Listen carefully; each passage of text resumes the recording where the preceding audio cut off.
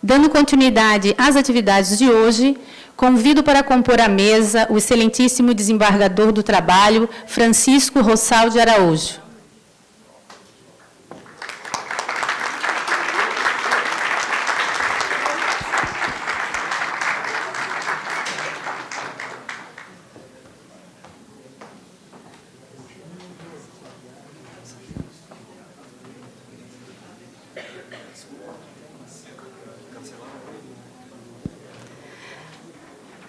Passo a palavra novamente ao diretor da Escola Judicial do Tribunal Regional do Trabalho da 12ª Região, Roberto Basilone Leite.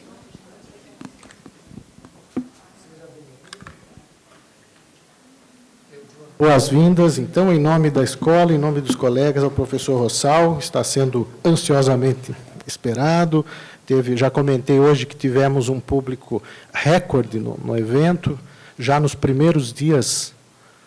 As vagas estavam todas preenchidas, com certeza se deve ao conhecido talento do professor Rossal, que é desembargador do Tribunal Regional do Trabalho da 4ª Região, mestre em Direito pela Universidade Federal do Rio Grande do Sul, professor de Direito do Trabalho, de Economia Política na Universidade Federal do Rio Grande do Sul, autor de incontáveis artigos em periódicos nacionais, internacionais, autor de livros, coautor, organizador, tem um currículo muito extenso. Quero agradecer muito, então, pela presença. Sem maiores delongas, então, passo a palavra ao professor Rossal. Peço licença para pegar o meu lugar na plateia. Fique à vontade, professor.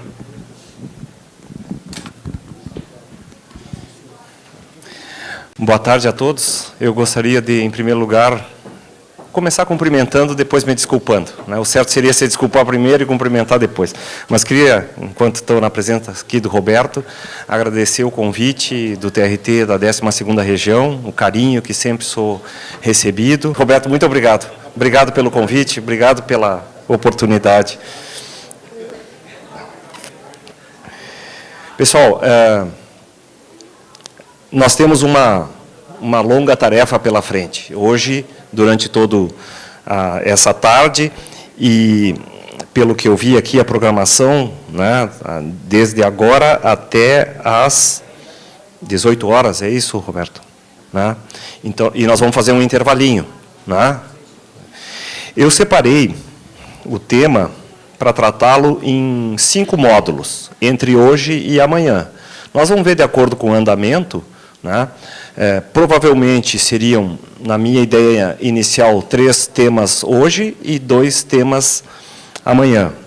Os temas selecionados são: o primeiro tema, as fontes do direito do trabalho, a parte, uma análise do artigo 8º da CLT, com as mudanças da reforma trabalhista, os problemas de interpretação, né, a nova redação do artigo 8º, a criação jurisprudencial e a integração de normas coletivas.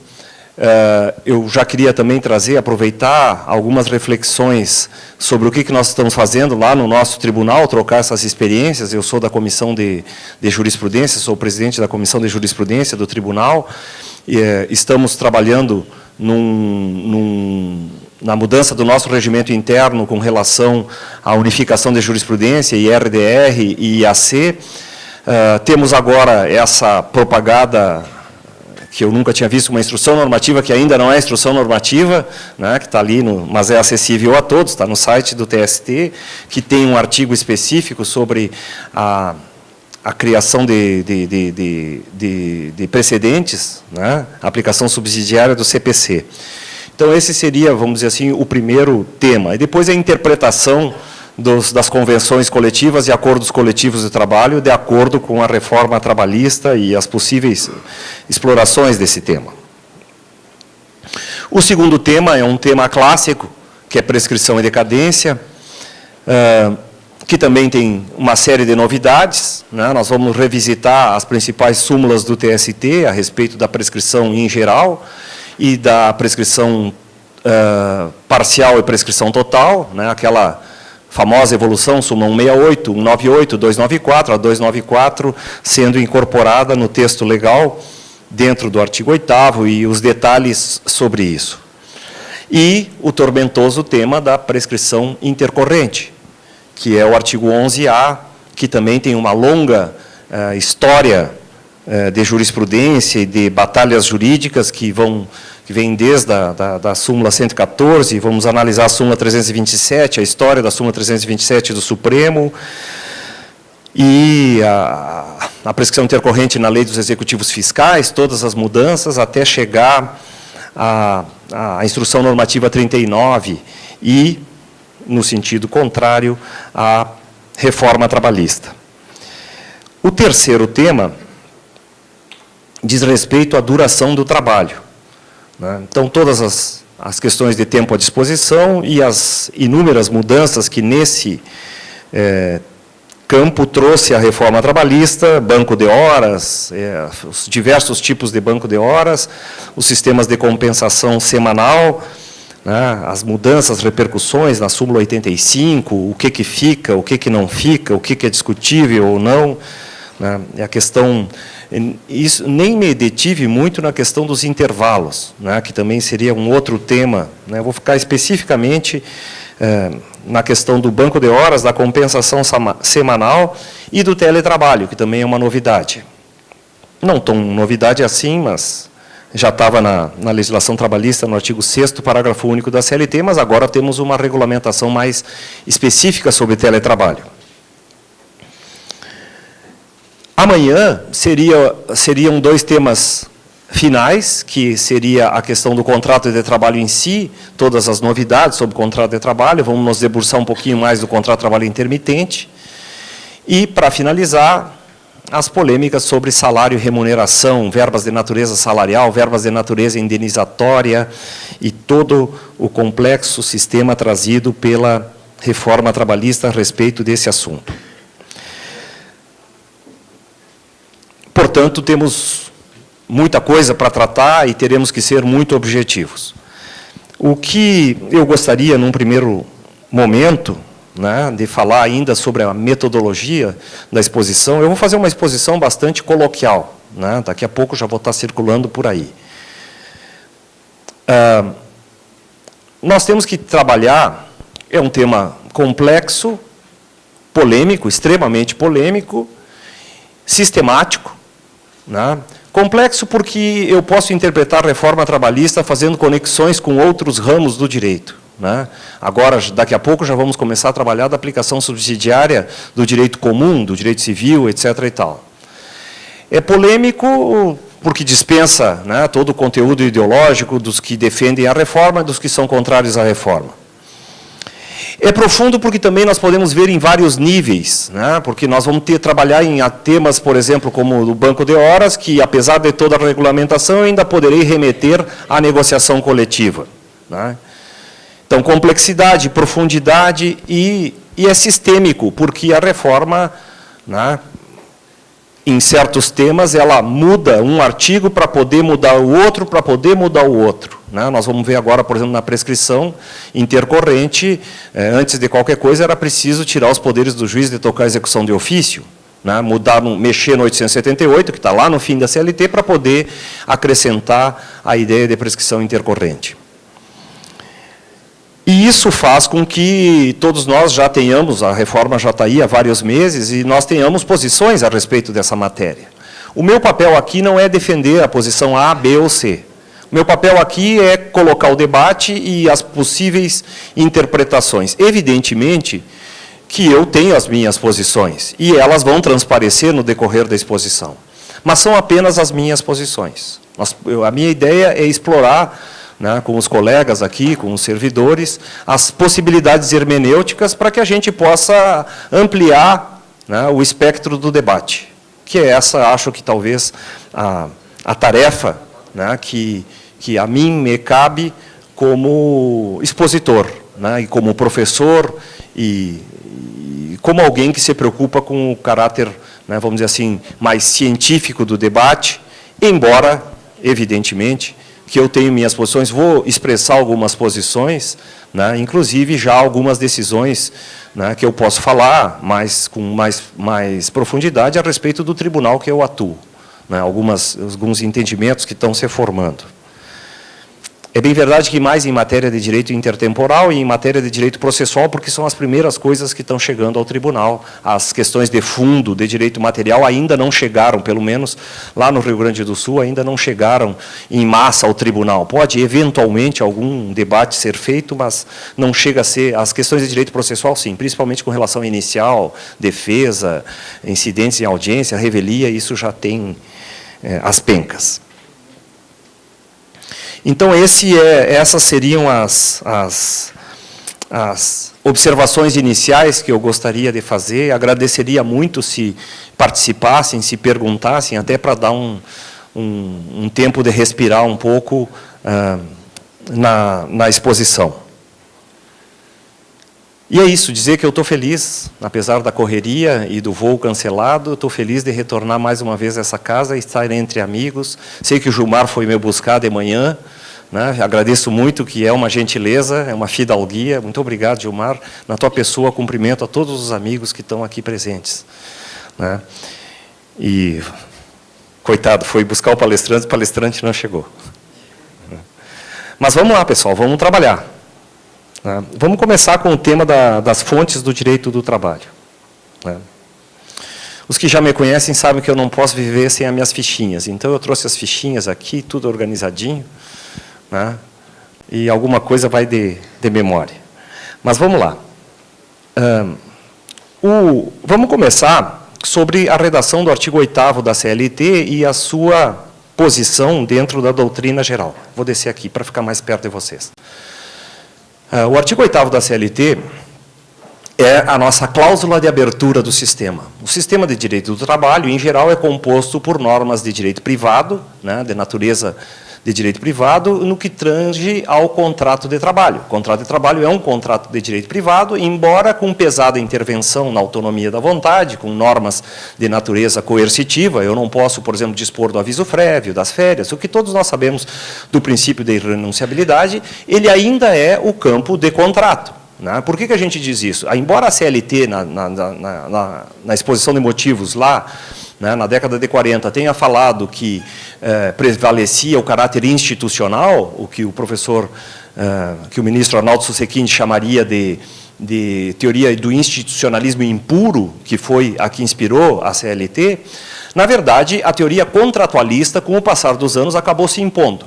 Não porque o institucionalismo ficasse para trás, mas é porque a própria teoria do contrato acabou evoluindo no sentido de que, tanto no direito civil, no direito dos consumidores, no direito comercial, né, os doutrinadores se deram conta de que havia normas de ordem pública dentro desses ramos de direito privado, que não eram normas de caráter dispositivo, portanto, não estavam no espectro de eu abrir mão da vontade, em função da vontade, eu não posso abrir mão, mas isso não desvirtua a natureza contratual.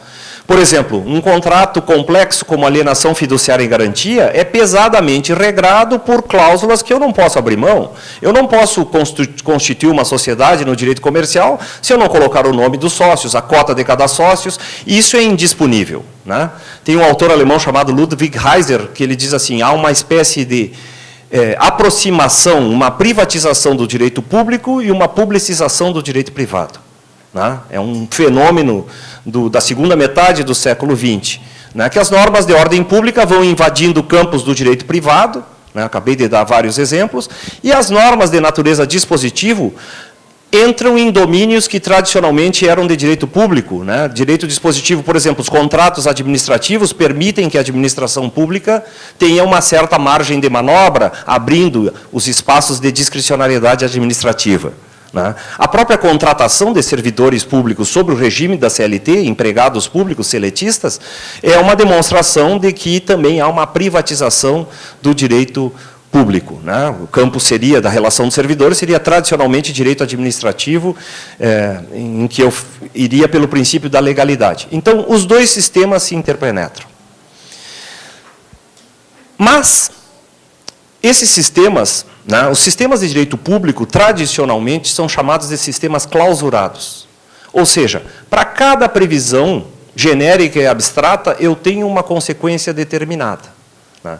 Sistemas fechados são, por exemplo, o direito penal, o direito tributário e o direito das contribuições previdenciárias. Penal, tributário e previdenciário. Se eu não enquadrar a conduta do agente no fato típico, eu não tenho a consequência jurídica. É o princípio da tipicidade do direito penal. Né? Por isso que toda a habilidade de quem interpreta, do advogado, do promotor, do juiz no direito penal, é enquadrar primeiro a tipicidade. Depois vai ver os enquadramentos de antijuridicidade, culpabilidade, etc., né? Que são as 3 etapas do direito penal. Mas o sistema de direito penal nos diz que é um sistema fechado porque ele não permite criação de condutas típicas por analogia, não permite criação de condutas típicas por princípios e não permite criação de condutas típicas e punição. Não há punição, não há crime sem lei anterior que o defina. Portanto, é um sistema clausurado. O que significa isso em termos hermenêuticos? Eu posso até ter tipos mais abertos, tipos mais fechados, tipos normas penais em branco, que a gente estuda na faculdade, mas o sistema de direito penal nos diz que, não enquadrando no fato típico, a consequência é a absolvição. Eu tenho uma consequência prevista pela lei. Da mesma forma, no direito tributário. Se eu não enquadrar a conduta no fato gerador do tributo, eu não posso cobrar o tributo. O direito previdenciário, que é nesse campo, né, a parte do custeio da previdência, se eu não enquadrar o fato gerador, né, seja numa atividade do empregado, né, aquela questão do salário de contribuição, 8%, 9% ou 11%, seja enquadrar na figura do empregador, ou a contribuição sobre a folha, ou a contribuição sobre seguro de acidente de trabalho, ou contribuição social sobre o lucro líquido, etc. e tal, eu não posso cobrar o tributo.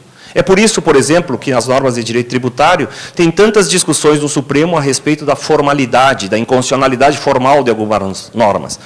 A Constituição diz que alguns tributos só podem ser criados por lei complementar e os governos tentam fazê-lo ou por leis que não sejam leis complementares, leis ordinárias, ou às vezes mesmo por decretos. Talvez eu fale sobre um decreto recente do presidente Temer, que é da autorização do trabalho aos domingos, para nós vermos essa discussão aí. Eu estou respondendo um ofício, né, um pedido de esclarecimento do Supremo Tribunal Federal. Amanhã, por favor, me lembrem para eu falar sobre isso, que é um tema interessante e que a gente pode identificar a renovação de uma discussão que já estava suplantada desde a Constituição de 88 e que é um inferno sob o ponto de vista jurídico. Né? E eu acho que é um tema que nós poderíamos tratar amanhã, quando falarmos de duração do trabalho, né? Sobre essa questão dos decretos, o papel da lei, o papel do decreto, se isso é uma questão de inconstitucionalidade ou uma questão de ilegalidade. Eu vou falar, estava fazendo uma pesquisa sobre isso, encontrei a DIN, relatada pelo ministro Celso de Mello sobre esse tema. Tem várias sobre esse tema, mas uma especificamente, encontrei uma do Amazonas, especificamente também sobre trabalho aos domingos, que é um tema, não sei se já chegou aqui no tribunal, né? Nós lá enfrentamos a questão da negociação dos feriados, etc. e tal, e eu faço parte da seção de dissídios individuais, que é mandado de segurança, temos que prestar esclarecimentos, e agora algumas empresas estão entrando com reclamação direto no Supremo. É uma questão nova, que eu poderei tratar melhor disso amanhã, que é um tema bem legal. Mas voltando então, o direito privado não é um sistema clausurado como o direito penal, o direito tributário e o direito previdenciário na parte de custeio. Mesmo o benefício ele é um sistema clausurado. Se eu não enquadrar a pessoa naquela previsão legal do benefício, a pessoa não vai se aposentar, não vai receber o auxílio-doença. Né? Por exemplo, em tese, a pessoa que não cumpriu a carência não recebe o auxílio-doença. Né? A pessoa que não cumpriu a carência não se aposenta, a não ser nas hipóteses que a lei excepciona, como no caso de acidentes de trabalho. Então, esses sistemas não permitem criação de outras situações jurídicas por analogia, por principiologia ou mesmo por equidade. Mas o direito privado permite. Nós temos isso na lei, no artigo 4º da Lei de Introdução ao Código Civil, atualmente rebatizada para a Lei de Introdução às Normas do Direito Brasileiro, que nós chamamos de cláusula de abertura do sistema. E o direito do trabalho praticamente bebe na mesma fonte no artigo 8º da CLT. Sempre foi assim. O artigo 8º é a nossa cláusula de abertura. E um pouco mais adiante, porque falava em princípios próprios do direito do trabalho, além dos princípios gerais do direito. Então, esse sempre foi o nosso sistema de fontes. E nós tínhamos uma discussão sobre qual era o papel da jurisprudência. Porque a CLT, ao contrário da Lei de Introdução ao Código Civil, que eu vou chamar assim porque é assim que eu estudei na faculdade, mas quando eu falar Lei de Introdução ao Código Civil, todos sabem que é Lei de Introdução às Normas do Direito Brasileiro. Mas a LIC, nossa velha conhecida, né, a LIC falava em 3 possibilidades do juiz abrir, ou seja, o juiz, não tendo a solução na lei, ele cria a possibilidade do caso concreto. Nós vamos falar isso sobre direito, sobre o ponto de vista do juiz individual e sobre o ponto de vista dos tribunais, né, que são fenômenos diferentes.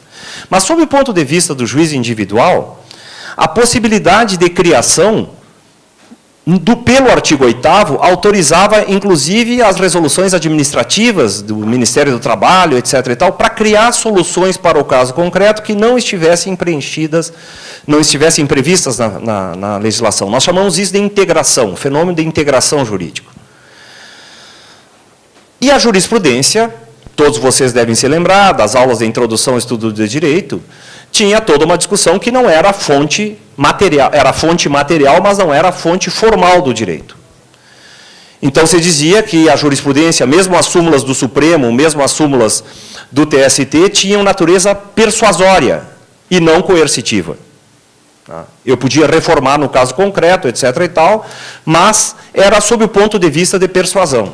O juiz poderia não aplicar a súmula no caso concreto, entendendo que havia outros fundamentos dentro do ordenamento jurídico que justificassem a sua não aplicação.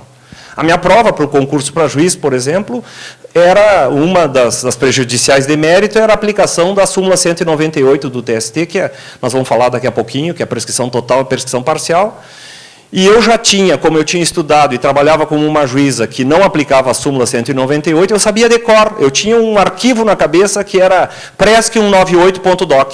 Quando caiu assim, eu só sorri, né? Eu citava os autores de memória, porque ela era muito caprichosa, então ela citava, eu me lembro até hoje, né? Ela citava Pontes de Miranda, né? Eu citei na minha prova para juiz, que deve ter sido uma loucura, o volume, o tomo, a página e a edição do Tratado de Direito Privado, porque eu sabia de tanto. Naquela época não existia Word, né?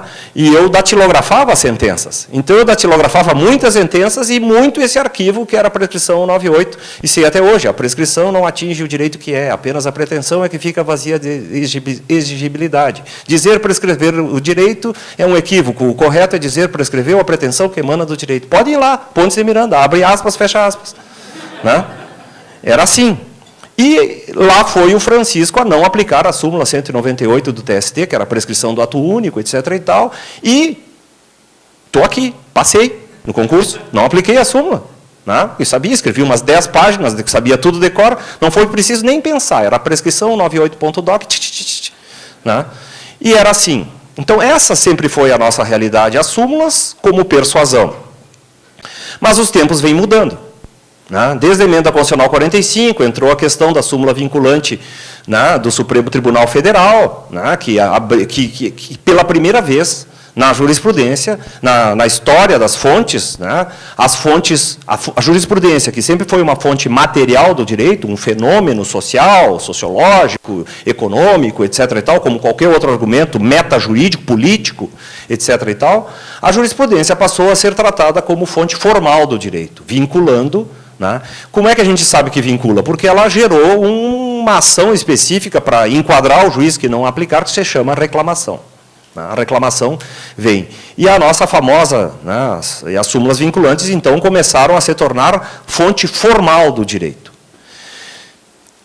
Isso vai adentrando em vários ramos do ordenamento jurídico. Né? No processo civil, vem todo o movimento pelos precedentes, e que vai culminar no Código de Processo Civil de 2015, com os famosíssimos artigos 926 e 927.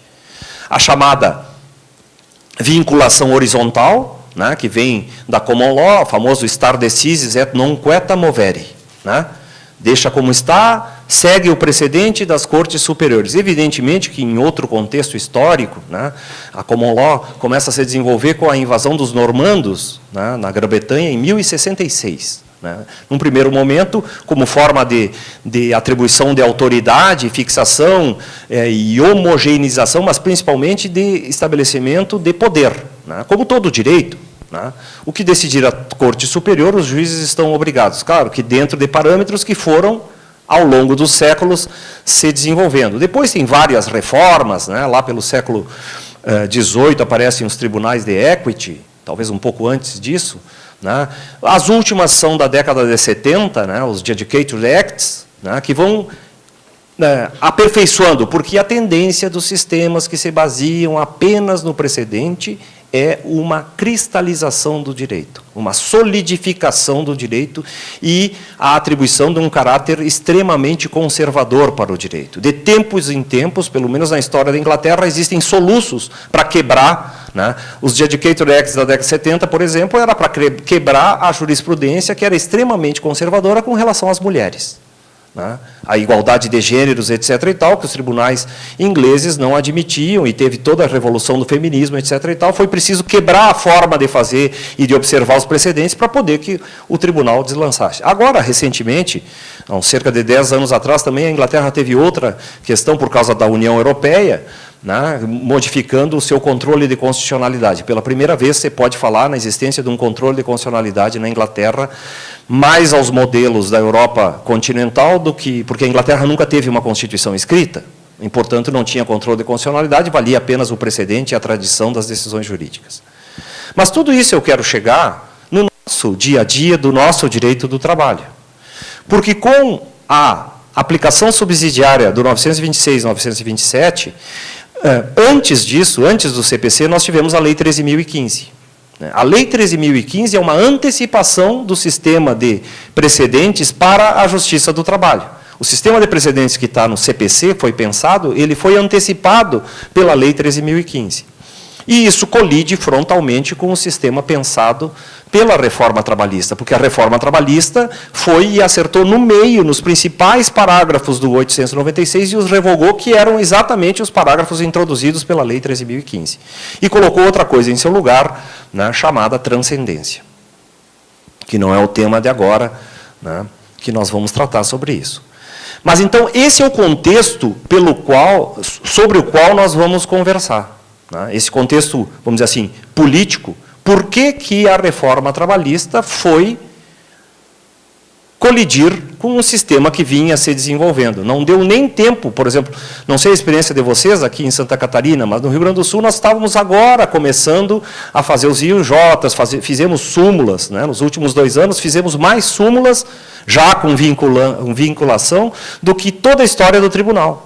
Até a Lei 13.015, nós tínhamos 60 súmulas, e nós estamos com 100 e tantas súmulas, fizemos o dobro de súmulas, e realmente, recém que estava começando a fechar o círculo, né, de voltar processos e aplicar IUJs em massa. Né? Ainda agora eu incluo na sessão, às vezes, 30, 40 processos que estavam represados, mas que foi aplicando o precedente, que foi confirmado pelo TST, e esse sistema todo se perdeu. Se perdeu com a reforma trabalhista. Como eu disse, eu sou o presidente da Comissão de Jurisprudência, eu sei exatamente o número de IUJs que nós ainda temos remanescentes, são 19.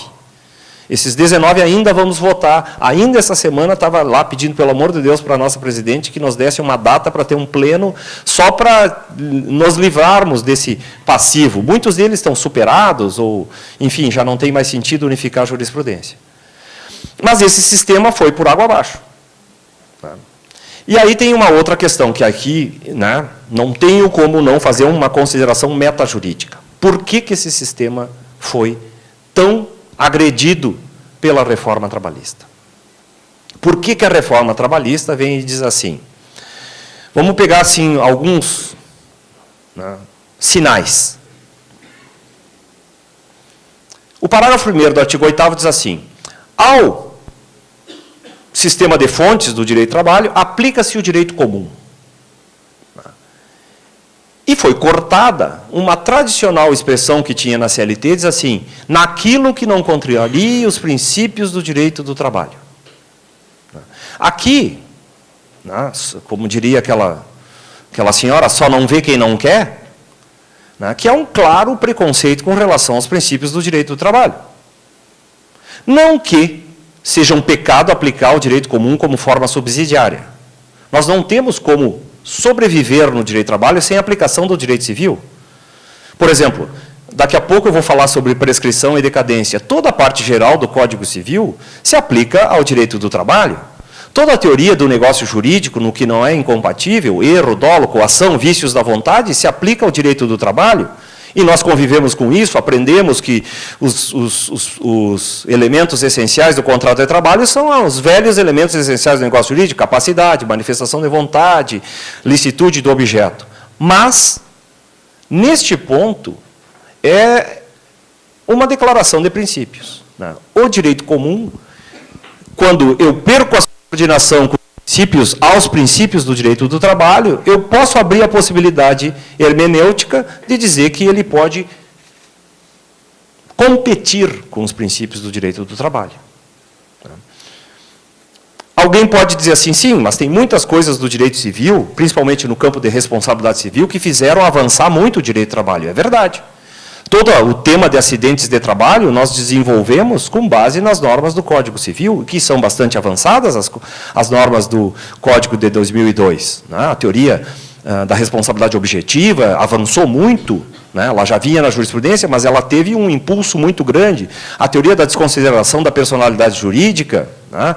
As teorias interpretativas, o princípio da boa-fé, o silêncio como manifestação de vontade, a função social da propriedade, são grandes avanços do Código Civil, que, inclusive, rivalizam com alguns avanços do direito do trabalho. A questão dos direitos difusos, né, que o direito civil se vangloria, dos direitos consumidores, etc. e tal, para nós é de toda a vida, porque o direito coletivo nada mais é do que o velho direito difuso. Né? O direito difuso deles é o nosso direito coletivo, os princípios gerais, né, muito mais avançados ainda. Nós ainda estamos na frente do direito civil, porque nós já passamos nós não precisamos toda a teoria dos direitos difusos, individuais, homogêneos, para dizer que eu posso ter declarações de vontade sobre determinada matéria que vincule outras pessoas sem que elas tenham dado autorização. Né? Que é a questão das normas coletivas, que são erga omnes. O direito dos consumidores tem previsão de convenções coletivas de consumidores, mas que não tem nenhuma aplicação. Nós fazemos isso há 100 anos, o mundo inteiro faz isso há 100 anos, e foi o grande, vamos dizer assim, diferencial em termos de direito privado do século XX. Na teoria geral do negócio jurídico, né, é a teoria da autonomia coletiva, que é a grande contribuição do direito do trabalho para a história do direito privado, é a autonomia coletiva, o princípio de autonomia coletiva em contraposição ao direito individual. Então, começamos por aí. Há um claro, vamos dizer assim, uma clara má vontade, né? Vou utilizar uma palavra esquecida, acrimônia, com relação aos princípios do direito do trabalho. Um tratamento acre, azedo, de má vontade. Né? Um tratamento acrimonioso com relação aos princípios do direito do trabalho no parágrafo 1º. Né? Com relação ao parágrafo 2º desse artigo, o artigo 8º, né? Ele vai tratar sobre a criação jurisprudencial. Né? Então, ele diz assim, ó, a primeira questão, qual é o papel... Vou baixar para cá minhas anotações, que vai ficar mais fácil. De vez em quando eu vou... E o relógio, que é importante. Vou botar aqui. Depois, quem sabe, aquele púlpitozinho. Quero. Porque aí fica mais fácil, porque aqui embaixo, se não lá em cima, parece que está lá em cima. Né? Aqui a gente fica mais perto. E se não for abuso, a água também. Né? Isso é que nem a sopa de pedra.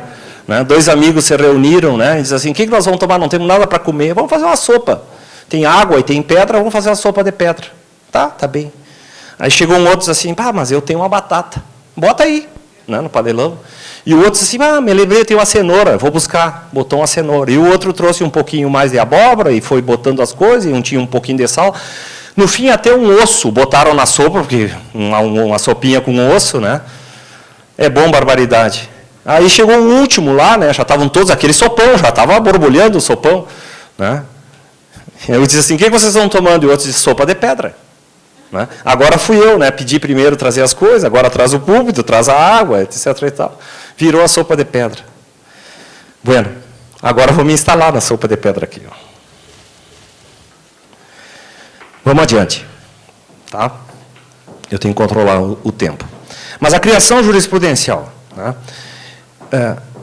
A primeira questão mais profunda com relação a isso diz respeito à teoria de separação dos poderes. A nossa Constituição dá o primado da criação normativa para o Parlamento, né? Congresso Nacional. Quem tem a atribuição constitucional de criar normas genéricas e abstratas que vinculem erga omnes à população é o nosso Parlamento. Mas a própria Constituição excepciona isso em vários pontos. Por exemplo, a Constituição dá ao Presidente da República, em casos de urgência e relevância, a possibilidade de editar medidas provisórias. E no artigo 84 da Constituição, no inciso 4, se não me falha a memória, dá o poder do Presidente da República regulamentar para assegurar a aplicação e a fiel aplicação das leis. Essa palavra ainda que vem desde a Constituição de 1891, fiel execução das leis, que é o poder regulamentar, que são normas genéricas e abstratas. Né? Como eu disse, amanhã a gente até pode ver até que ponto pode ir de generalidade e abstração, porque senão o Executivo passa por cima do Legislativo. O próprio Parlamento não pratica só atos genéricos e abstratos. O Parlamento pratica atos administrativos. Né? O presidente do Congresso faz uma licitação, nomeia um funcionário, não são atos genéricos e abstratos, são atos concretos. Portanto, os poderes exercem atribuições dos outros. Eles têm a sua atribuição principal, o Executivo, administrar. Excepcionalmente, ou de forma anômala, legisla nas medidas provisórias e nos decretos e regulamentos. O Legislativo, a atribuição principal, função normativa, normas genéricas abstratas. Excepcionalmente, faz atos administrativos e até atos jurisdicionais. Tem um ato que é jurisdicional, que é do Parlamento, que é o impeachment. A votação do impeachment, embora seja um julgamento político, ela tem natureza jurisdicional, né, tanto que é presidida pelo presidente do Supremo Tribunal Federal. Não é natureza normativa típica. E o Judiciário? O Judiciário, o seu papel é exercer a discricionariedade judicial, que tem pressupostos. Ela deve ser provocada e deve ter pretensões resistidas. Né? Então, eu tenho ações de pessoas que não cumpriram espontaneamente a lei. Ao contrário, a administração aplica no caso concreto, mas não tem pretensão resistida. Né? O prefeito, ele diz assim, eu vou pegar o orçamento, vou aplicar aqui, aplicar aqui, aplicar aqui. Ele está cumprindo a lei do orçamento sem que tenha conflito. Nós, do Judiciário, só aplicamos a lei quando as partes vêm nos buscar. Excepcionalmente, pode ter casos de jurisdição voluntária ou casos em que não tenha lide. Mas a regra é que seja provocado, nós não agimos de ofício, e que tenha pretensão resistida. Excepcionalmente, o Judiciário, então, também faz atos administrativos, nós nomeamos funcionários, nós fazemos licitações, nós compramos coisas para manutenção do tribunal, executamos um orçamento, que é uma atividade administrativa, e, excepcionalmente, a Justiça do Trabalho, mais excepcionalmente do que os outros ramos da Justiça, pratica atos normativos, que é no dissídio coletivo, que é o que resta ainda do poder normativo, mas está lá na Constituição, no artigo 114. Nós podemos fazer normas genéricas e abstratas que são aplicáveis a uma categoria inteira profissional, econômica, etc. Então, a jurisprudência, e aqui eu quero conectar com a atividade do juiz e a atividade do tribunal. Em princípio, a jurisprudência resolve casos concretos, específicos. Mas, com a massificação das relações humanas, nós temos casos repetitivos. Casos que se repetem, e casos que se repetem com lacuna da lei, com obscuridade da lei, com falta de precisão da lei. Por várias razões. Ou a sociedade muda muito rápido e o parlamento não acompanha, não legisla sobre essa matéria. Por exemplo, a terceirização. Há quantas décadas nós temos a terceirização, goste ou não goste, no país, disseminada? Tivemos que ter a súmula 256 e depois a súmula 331. Passou mais de 30 anos e nada se legislou em matéria de terceirização. Nós tivemos alguns soluços aqui, na Lei das Cooperativas de Trabalho, e foram escolher o projeto que está aqui na Reforma Trabalhista, que tinha uns 14 projetos lá no Congresso sobre terceirização. Parece que escolheram assim a dedo o pior. Vou pegar o mais selvagem. Tá, vou botar aqui. 30, 40 anos depois dos primeiros casos de terceirização. Durante todo este tempo, esse imenso espaço de conflitos, de criação, e mesmo sem conflitos, foi legislado pelo Poder Judiciário.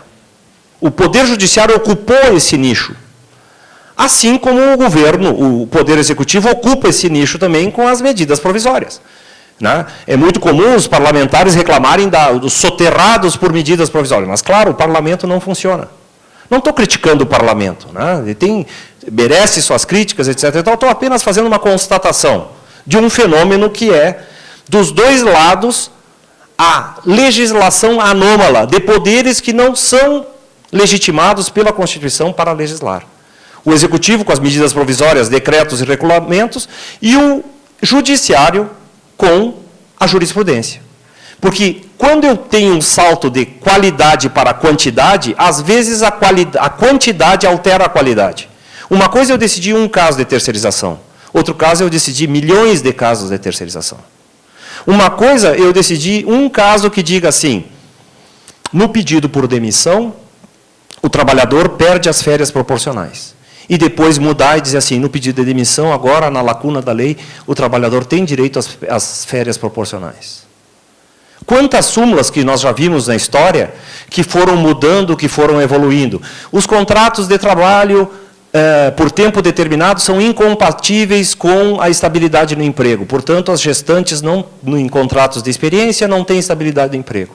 Durante anos se decidiu assim e depois, durante vários anos, se mudou, houve um giro hermenêutico e se disse que era possível manter, etc. e tal. O TST foi evoluindo.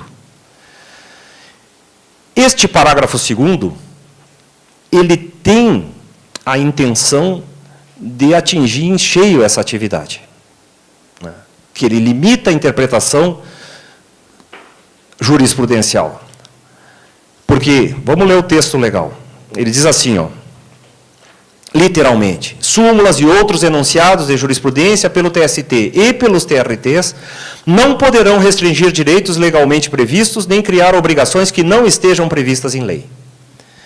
Agora, vamos olhar para os lados, para outros ramos do direito e para outros tribunais, saber se eles fazem algo diferente do que faz a Justiça do Trabalho, o Poder Judiciário Trabalhista. Eu vou dar 3 exemplos. Poderia dar 300, mas vou dar 3. No direito civil, um advogado que no início do século entrasse pedindo os direitos da concubina ou de um filho ilegítimo, seria taxado como louco, imoral, que atentava contra os bons costumes, contra a família, contra a igreja, né? A influência da igreja. Lentamente, os advogados foram mudando os argumentos, dizendo assim, não, mas olha aqui, essa senhora, esse senhor, ele era casado, aqui em Florianópolis. Foram lá na igreja e casaram. Mas as coisas deram errado e, em 5 anos, eles se separaram. Nunca se separaram porque não tinha divórcio, não podia. Né? A lei do desquite era um negócio, tinha que só se tivesse tentativa de homicídio ou abandono. Ele foi embora. Foi morar lá em Porto Alegre. E lá ele constituiu família. E 30 anos ele viveu em pecado com uma senhora lá em Porto Alegre. E tem filhos lá e tem filhos aqui. Agora que ele morreu, é justo que todos concorram para a divisão do patrimônio. E o outro diz, não, é só a esposa legítima, é só os filhos legítimos do casamento. Ninguém diz que o Poder Judiciário, a Justiça Comum, que trata de direito de família, legislou. Mas, durante décadas, foi se criando essa jurisprudência que desembocou, inclusive, numa regra constitucional, que é a união estável. Mas, durante décadas, os tribunais assim decidiram. O cheque pré-datado, para nós sairmos do campo do direito civil e irmos para o campo do direito comercial. A lei de cheque é expressa que o cheque é ordem de pagamento à vista e os tribunais admitiram, agora nem existe mais cheque pré-datado, porque o cartão de crédito acabou, né, e as novas formas de pagamento, mas o cheque pré-datado era um exemplo que Kelsen chama de desuetudo, que é a reiterada negativa de aplicação de uma norma jurídica que leva, primeiro, à sua perda de eficácia, né? E nos primeiros escritos do Kelsen ele dizia que uma lei nunca perde a validade, a não ser por outra lei, que é o que diz a lei de introdução. Mas lá no final da vida, nos seus últimos escritos na Teoria Geral das Normas, o Kelsen admite que, em casos extremos, a extrema perda de eficácia leva à perda de validade da norma, ainda que sem uma lei expressa para dizê-lo, como diz a nossa lei de introdução, que diz, né, uma lei só perde a sua validade quando outra lei a derrogue. Revogue ou derrogue. Então, ninguém vai dizer que o STJ está legislando quando deu, por exemplo, o direito de dano moral para a pessoa jurídica, súmula 227 do STJ. Ninguém vai dizer que o STJ, quando durante anos deixou de aplicar os crimes de adultério, sedução, só depois vieram as normas. Se vocês se derem conta, a própria CLT, a necessidade de outorga uxória permaneceu, sobreviveu na CLT até 1985. Mulheres, pela letra da lei, não podiam trabalhar sem a autorização do marido até 1985. Claro que nós sabemos que desde 62, com o Estatuto da Mulher Casada, se interpretou isso. Mas, formalmente, né, e antes mesmo do Estatuto da Mulher Casada, a jurisprudência em peso já dizia não é necessário, etc. e tal, ia retirando a eficácia daquela norma. O que eu quero dizer? É que a atividade de criação da jurisprudência, uma coisa é o caso concreto, outra coisa é a massa de casos, que leva a aproximar a atividade jurisdicional da atividade normativa, legislativa. E esse é um fenômeno que não é só no Brasil, em todos os lugares do mundo, tribunais interpretam a lei e dão efeitos genéricos e abstratos para a lei. Posso dar um exemplo histórico dos Estados Unidos. Durante um hiato, a Suprema Corte norte-americana, por 17, 18 anos, né, julgou inconstitucional a pena de morte nos Estados Unidos, por uma composição especial. Ronald Reagan, se não me falha a memória, é que inverteu isso, nomeando um juiz mais conservador e voltou a pena de morte para os Estados Unidos, sem mudar uma vírgula da Constituição norte-americana. Apenas por interpretação judicial.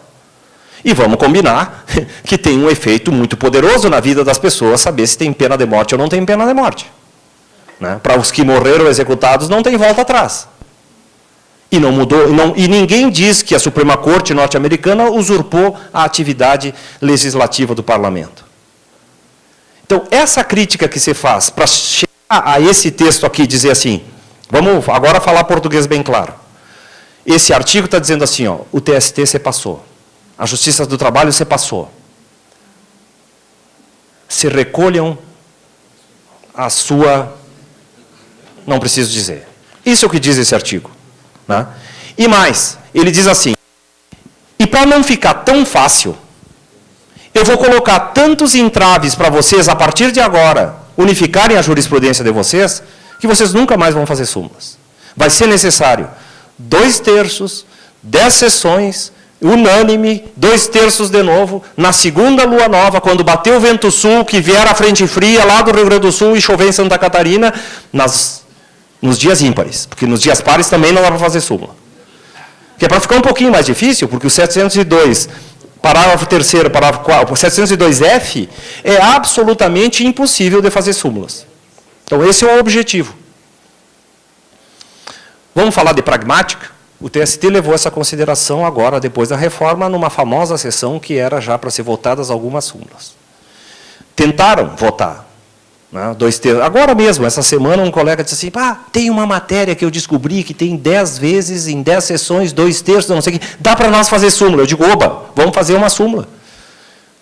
Né?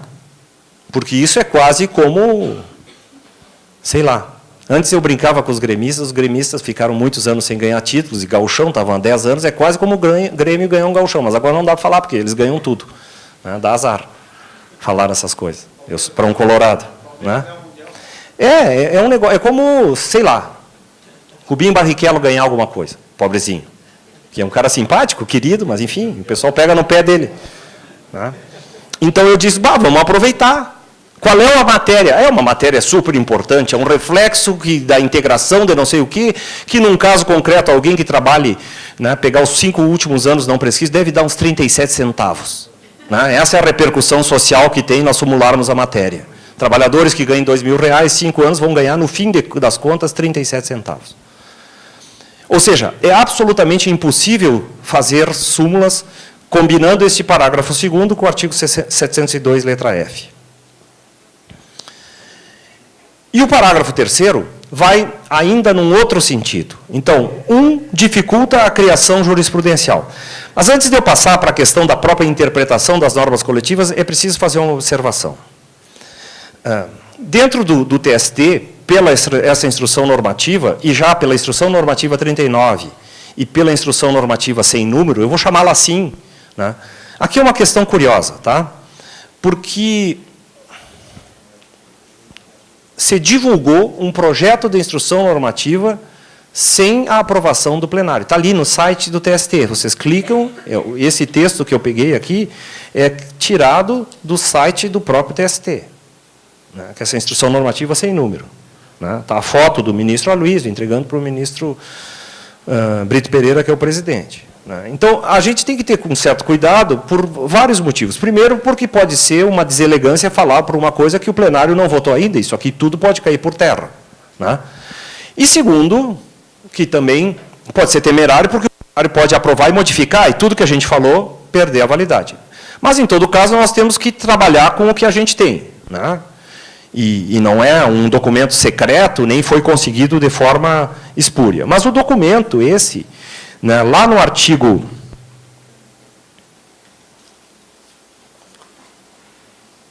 18, diz assim, o dever dos TRTs de uniformizarem a sua jurisprudência faz incidir subsidiariamente o artigo 926 do CPC, por meio do qual os tribunais deverão manter sua jurisprudência íntegra, estável e coerente, que é uma repetição dos 3 vocábulos, os 3 adjetivos do artigo 926, que, por sua vez, é ipsis literis uma expressão de Ronald Dworkin. No Império dos Direitos, são esses 3 adjetivos que o Dworkin utiliza, que tem que ter a jurisprudência. Ela tem que ser íntegra, estável e coerente. Portanto, o TST, se aprovada essa instrução normativa, está sinalizando, diz assim, nós vamos buscar uma válvula de escape. Alguns TRTs já estão trabalhando nisso. TRT da 3ª região, eu recebi agora, acho que é o da 15ª, sistematizou, o nosso vai sistematizar daqui a um mês, a questão da aplicação subsidiária do IRDR, do IAC, porque é impossível trabalhar sem um mínimo de estabilidade na jurisprudência. Nem que seja em temas como a própria instrução normativa tenta aqui, de direito intertemporal, aplica aqui, não aplica ali. Em matéria processual, isso é fundamental. Por exemplo, para eu saber quem está dispensado de recolher custas, quem não está dispensado de recolher custas, são coisas objetivas do dia a dia, não tem grande transcendência. Até tem. Algumas matérias, evidentemente, não sou ingênuo, tem absoluta transcendência política e econômica.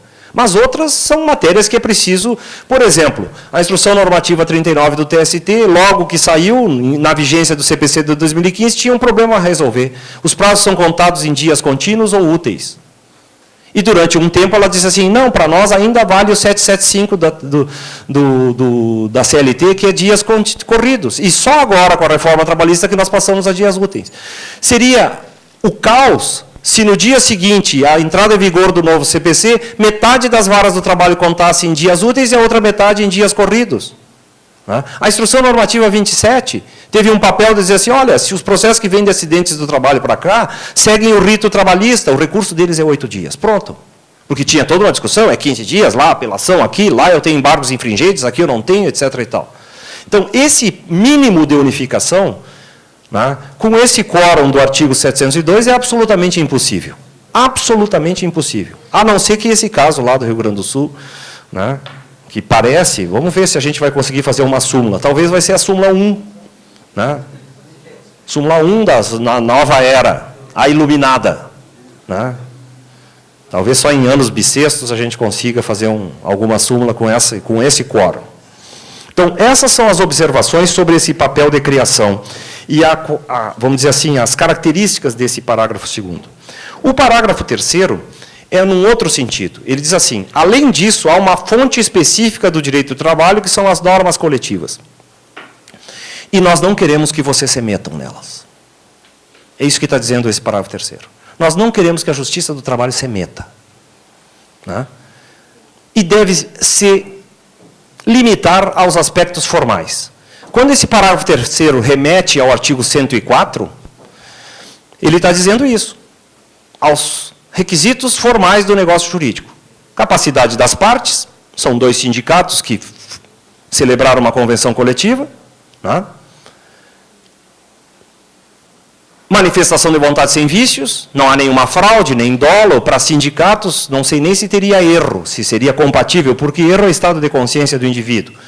Para pessoas jurídicas, não sei se pode incidir erro. Mas vamos pensar que tem havido coação, etc., que é muito difícil.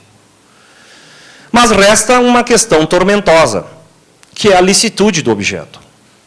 E a Justiça do Trabalho poderia, via licitude do objeto, exercer, sim, um controle do conteúdo das cláusulas, né? E não apenas dos aspectos formais. Eu posso dar um exemplo prático disso. Vamos admitir, né, que com a reforma da trabalhista é possível reduzir os intervalos por convenção coletiva, está lá no 611-A, um dos incisos, até 30 minutos.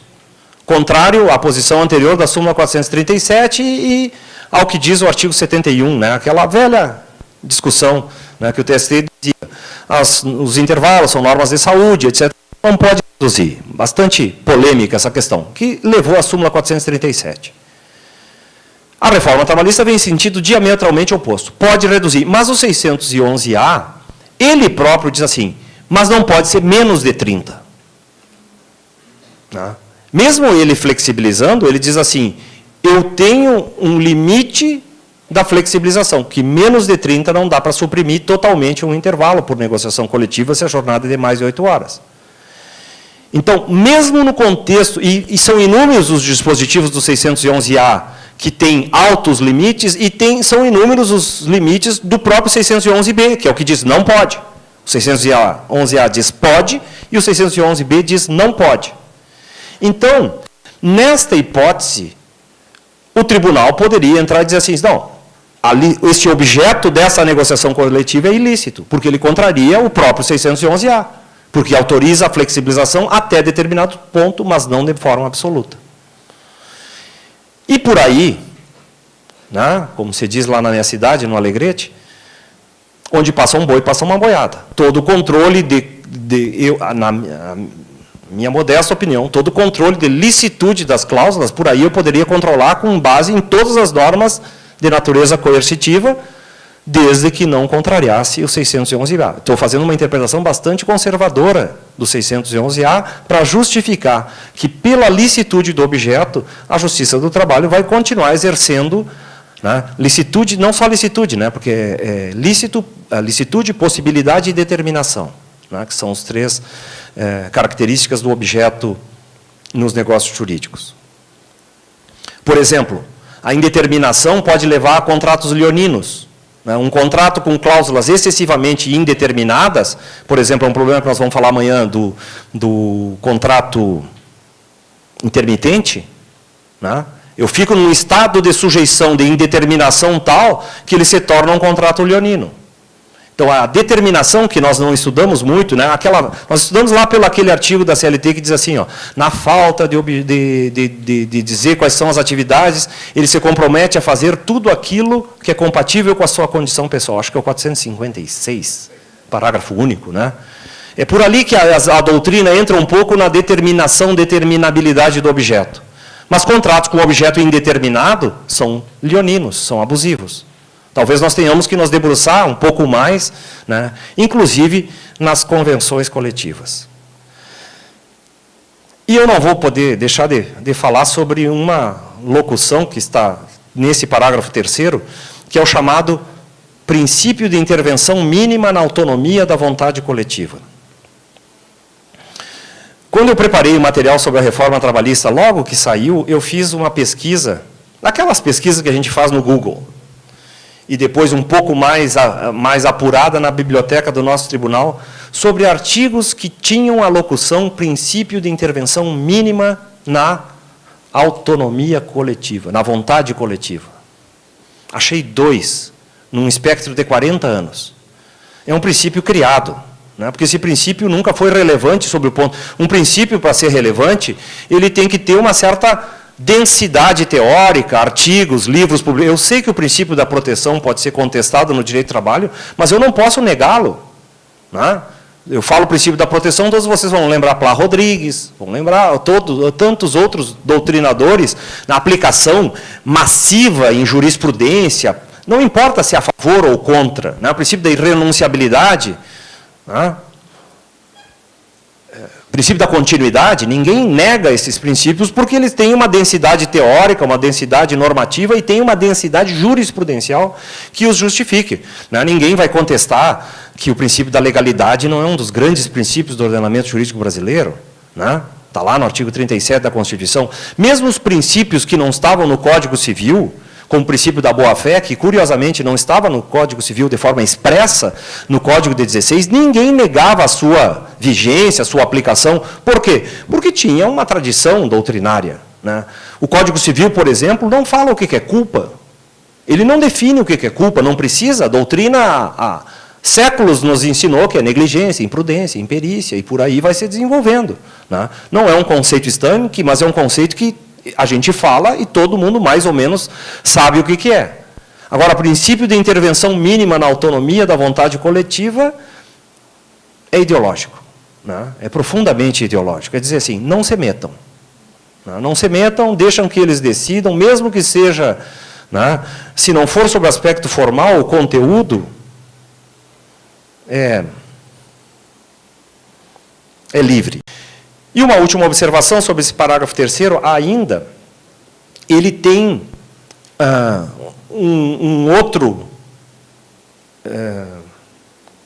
uma outra instituição, né, que é afetada, que é a atuação do Ministério Público do Trabalho, porque é ao Ministério Público do Trabalho que cabe pedir a nulidade nas ações de nulidades de cláusulas coletivas, é o titular dessas ações.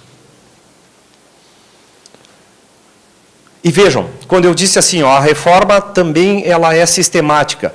Além de limitar, né, nesse detalhe aqui, que é toda uma questão geral, ela ainda chega assim, e vou tornar a tua vida tão complicada que nos dissídios individuais, quando não for o Ministério, se for o Ministério Público do Trabalho, vai ter que se limitar aos aspectos formais do negócio jurídico. Mas se tu resolver, seu João, a Dona Maria, resolver entrar com uma ação lá no teu processinho, para pedir a nulidade de uma cláusula coletiva, tu vai ter que trazer como litisconsorte necessário o sindicato patronal e o sindicato dos trabalhadores, etc. e tal, que é o 611-A, parágrafo 5º. Né? Que é tão maluco, né, todas as ações individuais eu ter que chamar o sindicato, que a própria medida provisória 808 recuou e disse assim, não, só nas ações coletivas, etc. e tal, porque não tem como ter, porque litisconsórcio necessário, pessoal, não é brincadeira. Litisconsórcio necessário é nulidade, ação rescisória. Né, falta de pressuposto processual, ele gera ação rescisória. Então, isso é claramente um efeito dissuasório para dizer assim, não entrem com ações, pedindo nulidades de cláusulas coletivas. E se, por um outro lado, eu deixo a liberdade total de pactuar as cláusulas coletivas, né, o Estado está saindo de regular as relações de trabalho. Vale o que os sindicatos decidirem, com as condições de mercado, sem a interferência do Estado. Esse é o contexto geral do artigo 8º e das suas respectivas relações. Tema 2, prescrição e decadência.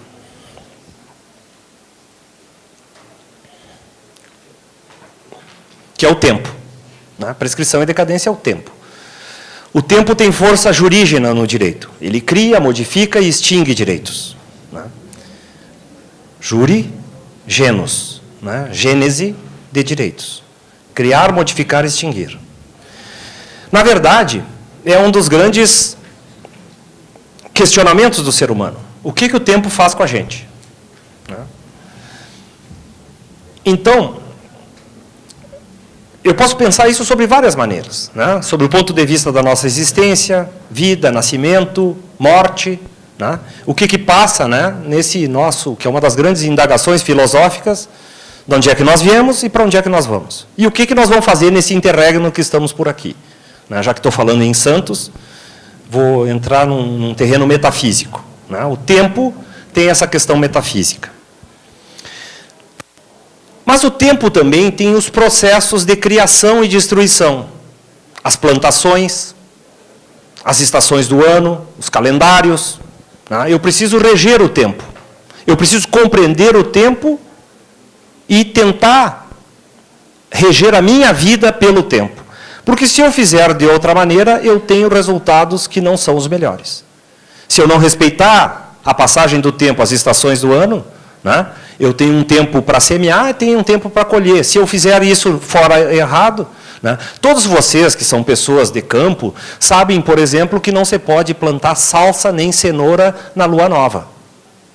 Né, gente bagual, barbaridade, né, com experiência, que não são guris de apartamento criado pela avó, vocês sabem disso. Né, mandioca também não se pode plantar na lua nova. Por que não se pode plantar mandioca, cenoura e salsa na lua nova? Porque elas florescem muito rápido. Tem um fenômeno, e a salsa dá 2 folhinhas e vira flor, e tu não consegue comer as folhas da salsa, porque tu come as folhas. E a cenoura dá um talinho desse tamanho e só dá uma cabelama por cima de cenoura, e as cenouras dão pequenininha. E a mandioca a mesma coisa. Podem fazer a experiência em casa. Quem tiver pátio, pega uma caixinha, diz assim, agora eu vou testar e vou plantar na lua nova, vocês vão ver. Pela mesma razão, algumas mulheres sabem que não se corta o cabelo na lua nova. Porque espiga tudo, né? Os cabelos. Né? Os homens não sabem disso porque cortam menos de uma vez por mês, às vezes, né? Embora tenha uns cabeludos. E tem outros que nem precise, né? Que tem essas vantagens que cortam uma vez por ano. Né? Os destelhados.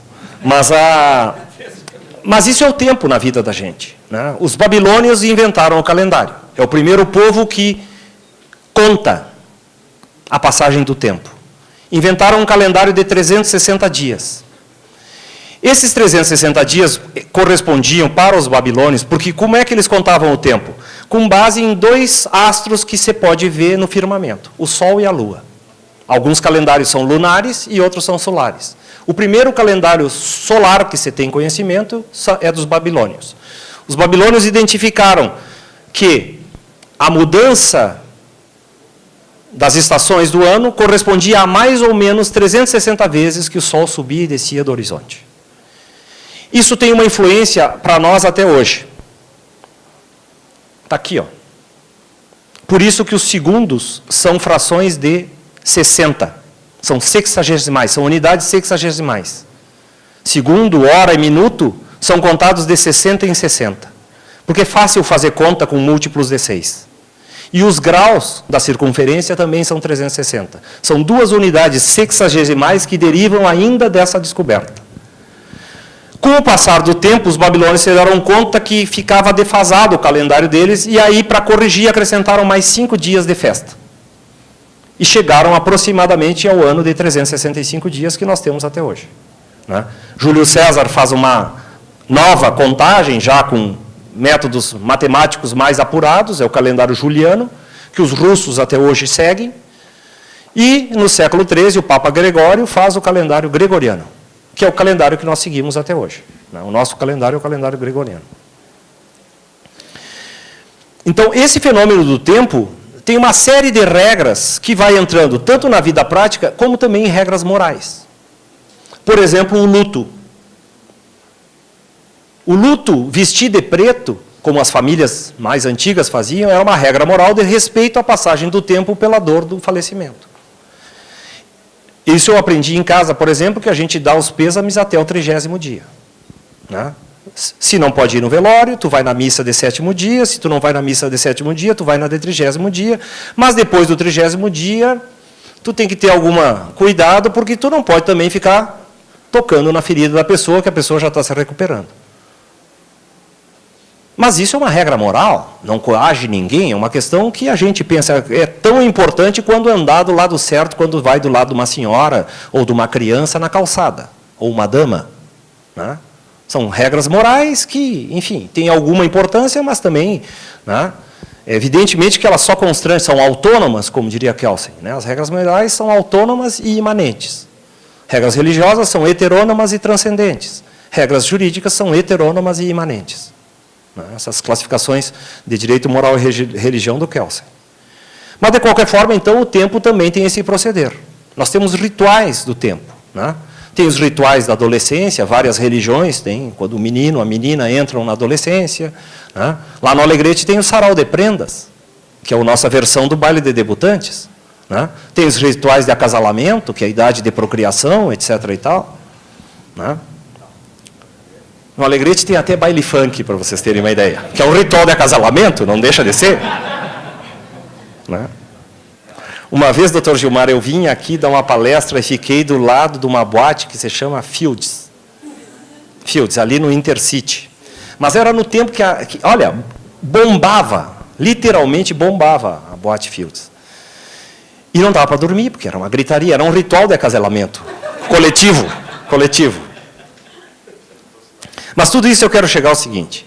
São os romanos que vão levar o tempo, vão juridicizar a ideia de tempo. Não são os romanos. Várias outras religiões e civilizações, aí a regra do direito com a moral, né, e com a religião vão se misturando. Mas os romanos é que vão, né, dentro do processo, né, não existia processo romano, mas dentro da sua juridificação mais apurada, com uma civilização mais avançada, é que vão, dentro do direito, dizer o seguinte: até uma determinada época tu podes acionar o outro.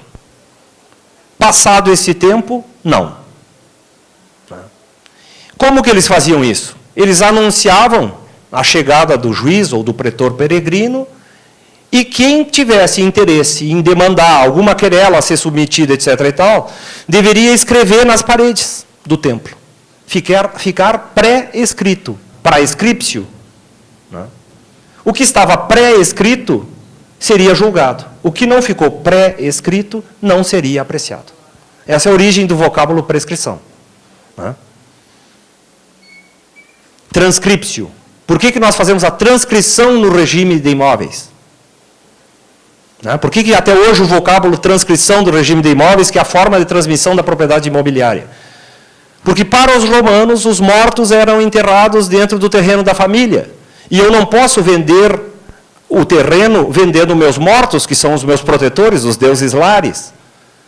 E, portanto, para eu vender, eu tenho que prestar conta para os meus antepassados, eu tenho que ir ao templo, e isso fica transcrito no templo, nas paredes do templo. E, portanto, eu estou autorizado a vender, porque eu prestei contas aos meus antepassados. Os romanos distinguiam entre os efeitos criadores do tempo, prescrição aquisitiva, a uso capião, e hoje, modernamente, a união estável, são exemplos de prescrição, passagem do transcurso do tempo com criação de efeitos jurídicos positivos, e prescrição extintiva, passagem do transcurso do tempo com efeitos de extinção, prescrição e decadência. A decadência é mais moderna. Os romanos não diferenciavam entre direito processual e material, portanto, não faziam distinção entre prescrição e decadência. Para eles, tudo era uma coisa só. Então, a prescrição pode ser tanto para ramos, com a evolução do tempo, né, ela foi sendo aplicada tanto para ramos do direito público quanto para ramos do direito privado. Com justificativas diferentes, mas parecidas. Para o direito público, a prescrição das penas. Né, se esgota a prescrição punitiva do Estado quando o Estado não exerceu dentro de um determinado tempo. E se esgota o direito de postular algo em face de outro, em face de um contrato ou em face de um ato ilícito, quando eu não exerço isso dentro de um determinado tempo. O pano de fundo, são diferentes, mas são parecidas, o pano de fundo é a paz social. O objetivo da prescrição é a paz social. O ordenamento jurídico está nos dizendo o seguinte: é preferível que uma situação que passou muito tempo, ainda que potencialmente injusta, permaneça como está, do que a eterna possibilidade de renovar essas demandas. Né? Em direito privado isso é tranquilo, porque os direitos são disponíveis. Em direito público, nós temos o conceito de imprescritibilidade. Né? Alguns danos sociais são tão graves, alguns crimes são tão hediondos, que eles são imprescritíveis. Né? Nós temos um exemplo prático disso em matéria de direito constitucional, por exemplo, os crimes da ditadura. E temos tratamentos distintos, por exemplo, da nossa opção política do Brasil, sobre os crimes cometidos na ditadura, e os argentinos aqui do lado. A Espanha tem isso, Portugal, por causa da ditadura do Franco de Salazar, tem toda essa discussão da imprescritibilidade dos crimes, etc. e tal. A África do Sul passou por isso, com as comissões da verdade, etc. Ou seja, é um tema universal e é um tema que se aplica tanto no direito constitucional, direito penal, direito tributário, prescrição tributária, prescrição administrativa, prescrição civil, prescrição trabalhista. Contrato de trabalho, como outro contrato, tem um prazo prescricional. As regras gerais de prescrição estão no Código Civil. Nós não temos as disposições, né, na CLT, nas minúcias, com respeito. Por exemplo, o Código Civil começa tratando, no artigo 189, a distinção entre lesão e pretensão. Né? Então, como eu conto a prescrição? Eu conto da data da lesão. A lesão é no direito material. Né? O termo inicial da prescrição é o direito material. Eu vinha com o meu carro, um sujeito atravessa o sinal vermelho, bateu no meu carro. Naquele dia ali, começa o termo inicial da prescrição. Mas essa pessoa se identifica e diz assim, olha, eu vou consertar o carro, eu tenho aqui uma mecânica muito boa, etc. Só não se preocupe, eu estou errado mesmo, etc. E tal. Vou contar um caso que aconteceu comigo há um mês atrás. Eu saí do tribunal numa sessão do pleno, que foi muito rápida, para surpresa de todos, e eu tinha que viajar. Era uma sexta-feira de manhã, 10h30 da manhã tinha terminado a sessão do pleno. E eu venho tranquilo na Múcio Teixeira, lá em Porto Alegre, e vem uma menina que passa na minha frente falando no celular, eu na preferencial, e eu dei no meio. Porque eu não esperava, ela passou, dei no meio. Mas dei no meio também, mas o carro dela rodopiou e bateu num terceiro carro. Primeira coisa que eu fui ver, se tinha se machucado. Não, tá, mas como eu ando muito devagar, foi mais o susto do que... Ela desceu, mas já veio aos prantos, dizendo duas coisas. A culpa é minha, ela deve ter um senso de culpa muito exacerbado. E a segunda coisa, ela diz assim, eu sou estagiária.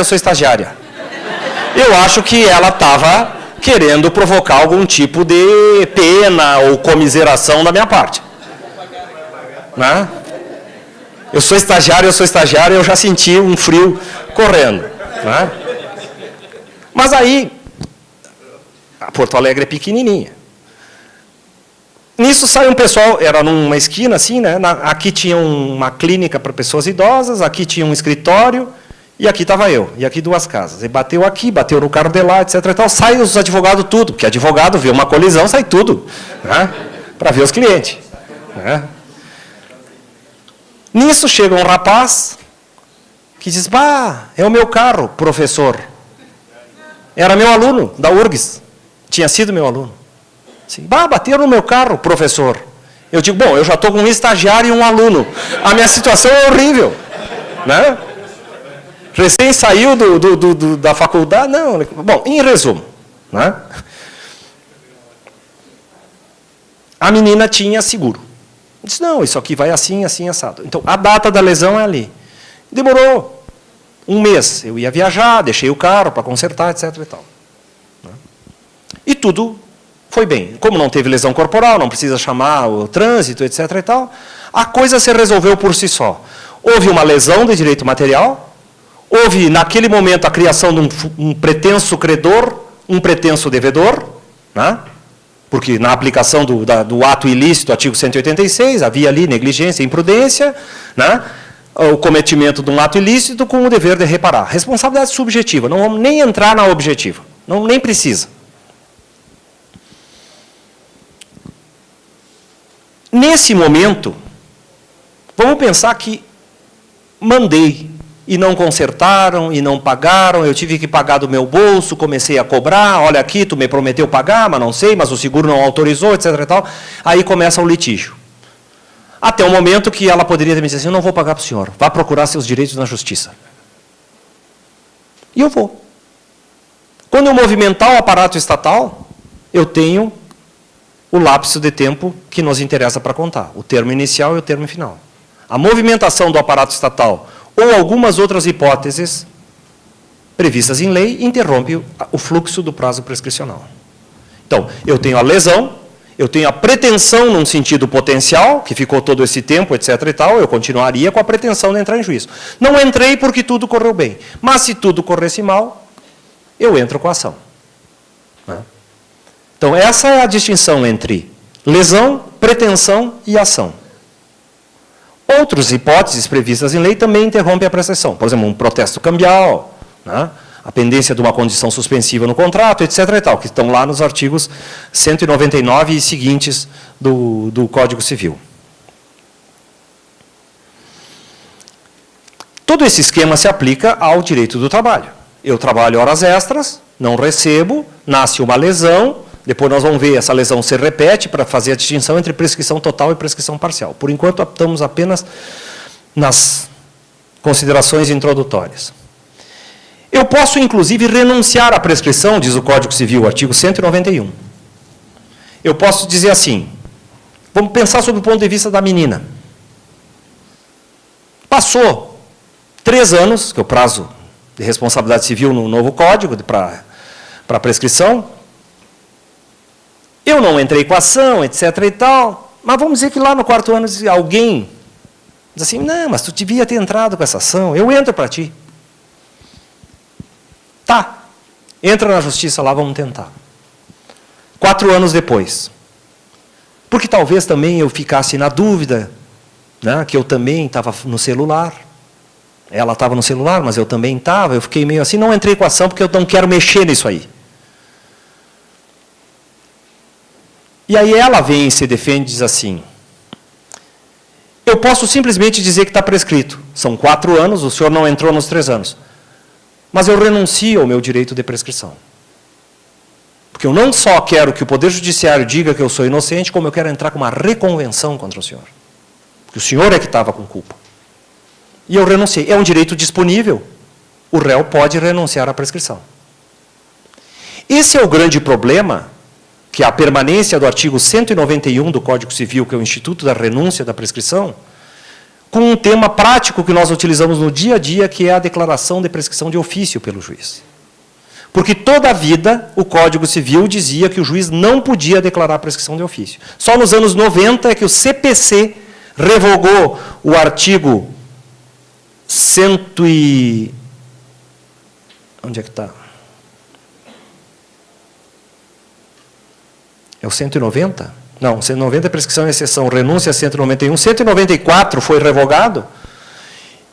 E no CPC de 2015 não diz que o juiz pode declarar de ofício, mas o juiz, para declarar de ofício, tem que dar o direito do outro se manifestar, que é o 487, parágrafo único do novo CPC.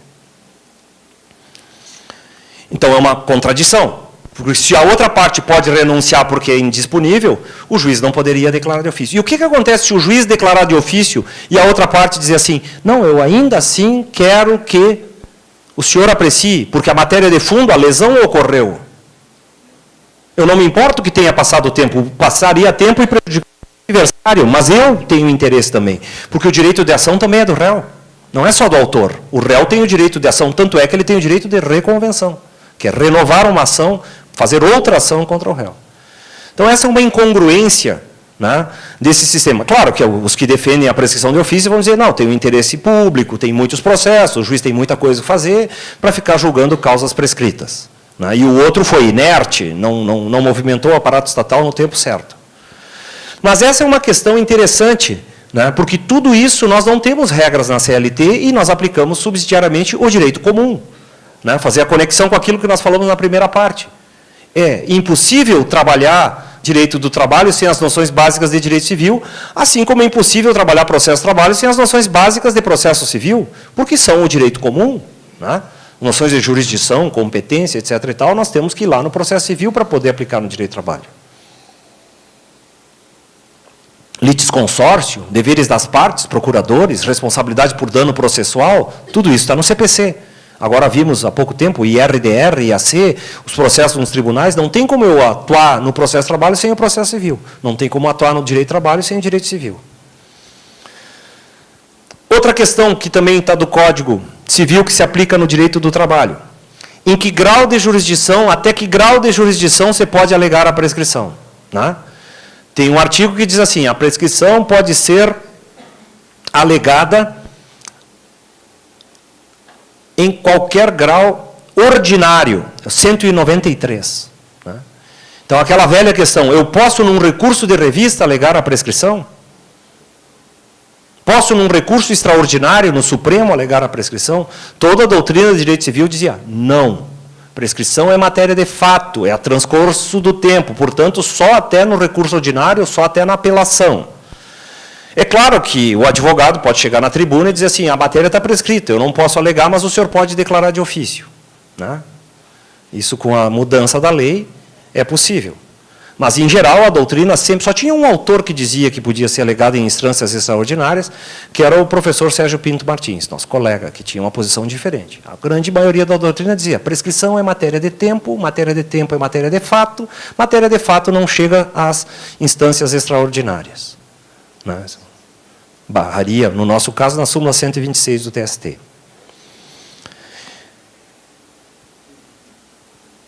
O Código Civil, de 16, para as ações relativas a trabalho lato sensu, estabelecia um prazo de 5 anos. Cobrança, por exemplo, de profissionais autônomos, alocação de serviços, etc. e tal. Mas a CLT, que é da década de 40, estabeleceu um prazo exíguo de 2 anos, o artigo 11. Essa era a nossa prescrição original. E, durante a Constituição de 88, os debates, houve uma intensa mobilização para ampliar, uma pressão, né, dos trabalhadores, etc. e tal, para ampliar esse prazo prescricional. O argumento era esse. Se até o Código Civil, que são relações privadas, né, domínio da autonomia da vontade plena, etc. e tal, a prescrição para relações de trabalho é 5 anos, o Brasil é um dos países que tem a menor prescrição trabalhista do mundo, tarará, tudo isso convergiu para que o prazo prescricional, né, o argumento que fosse ampliado. Mas antes disso tinha uma outra discussão, os mais antigos devem se lembrar. Se prescrição é matéria que deve constar ou não da Constituição. Que era uma discussão que estava em vários direitos que estão hoje ainda no artigo 7º. Né? Uma discussão política. Né? Eu não preciso botar férias na Constituição, não preciso botar adicional noturno na Constituição, não preciso botar isso. Havia toda uma resistência a colocar certos direitos na Constituição, por razões óbvias, porque é muito mais difícil modificar a Constituição. E venceu a opinião, vamos dizer assim, do detalhe. Vamos colocar em detalhe esses direitos, porque era uma cláusula para garantir. Essa é a história do nosso artigo 7º, ter tantos incisos.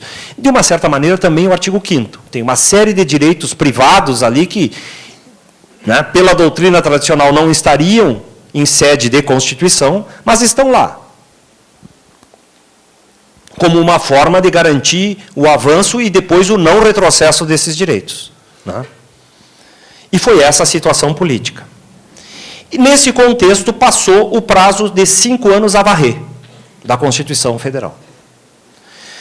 Ainda havia uma terceira discussão sobre a prescrição. Prescrição deve ser alegada pelo réu. O réu nas ações trabalhistas, normalmente, é a empresa.